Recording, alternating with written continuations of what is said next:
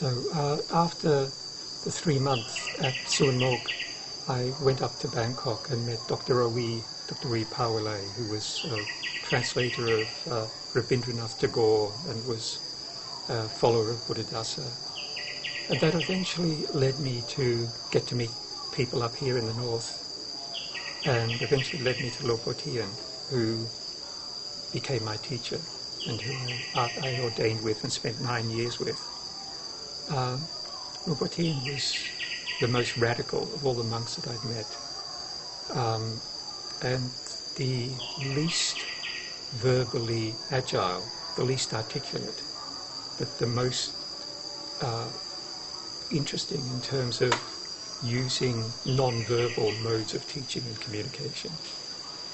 And so I have no commitment to the records that are left after his death in terms of Dharma talks and meditation technique, because in my experience with him for those 9 years, his teaching was not on the level of meditation technique and public Dharma talks. It was very individual, very personal, and it was different for each person. And it was essentially a challenge to see the Dharma that, as it says in the text, is visible here and now, and which one doesn't see, presumably because one doesn't want to see it, or one is trying not to see it, even though no matter how much one thinks one is trying to see it, since all that prevents one seeing it is that one is unwilling at some level. So that's the point at which a better translation for avijja, than ignorance, is self-deception.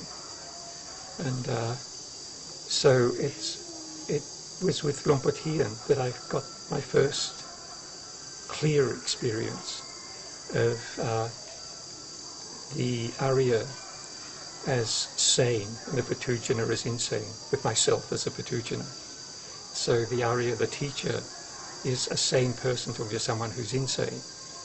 And that's a difficult situation structurally. How do you become sane when you hear advice or instruction or direction which comes from sanity, but you hear it through your own insanity? So how do you deal with that? How do you use that in a way that you can overcome or move beyond your own derangement? That was a very interesting thing to deal with, and I think I learned something from it.